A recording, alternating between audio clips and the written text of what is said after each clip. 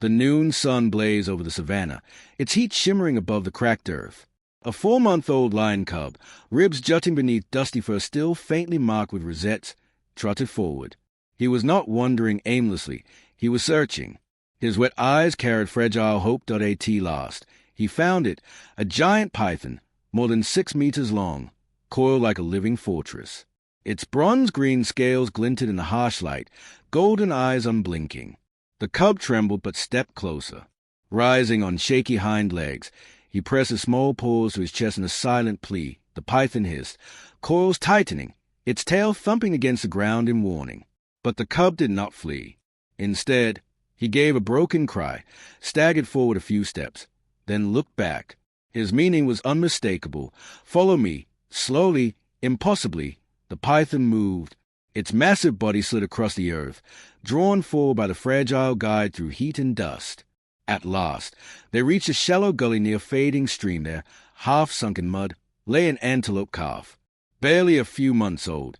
Its thin body heaved with shallow breaths, eyes rolling in panic. A heavy log pinned its hind leg, grinding it deeper into the muck. Blood streaked the mud where it had struggled and failed. The lion cub hurried to its side, pressing his frail frame against the calf's neck. He licked its cheek as if to steady it. Then he turned to the serpent. Eyes shining with desperate plea, the python surged forward. Its massive coils wrapped around the log, muscles rippling as it heaved with slow, terrible strength. The log shifted, lifted, and finally rolled aside with a sharp crack. Mud splashed, and the calf let out a strangled cry, its leg free at last. But freedom was not enough. The young antelope collapsed again, too weak to rise, blood seeping from its wound. The cub stayed pressed against it, licking the cut with frantic devotion. Overhead, vultures circled. The python raised it head high and lashed its coils against the ground, scattering the dark wings in fear the commotion drew human ears. 2 wildlife rangers and a veterinarian rushed into the clearing. They stopped short, stunned by the sight before them. A lion cub crouched beside a wounded antelope while a giant python stood guard carefully. They approached. The veterinarian knelt by the calf, cleaning the wound and binding the injured leg.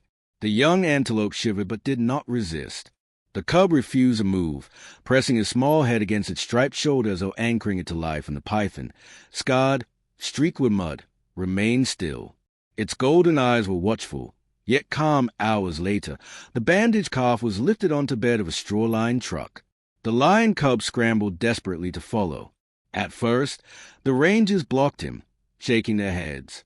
But then, the calf lifted its head and gave a soft, trembling call, turning toward the cub. The men exchanged glances. After a long pause, one ranger sighed and stepped aside. The cub leapt up at once, curling against the antelope's side, his tiny paw resting across its chest as though he would never let go till they to the edge of the gully. The python watched. It flicked its tongue once, golden eyes gleaming with a strange, quiet wisdom. Then, without a sound, it turned and slipped back into the tall grass. That evening, at the rescue station, the calf lay safely on clean straw, its breathing steady, its injured leg wrapped in fresh bandages. Curled tightly beside it, the lion cub finally slept, his frail body pressed against his unlikely friend. And out on the savannah, where the heat faded into gold and vultures gave way to stars, a memory remained of a predator's child, a hunted prey, and a serpent feared by all, united in a single act of mercy. Even those born as enemies can become friends when guided by compassion.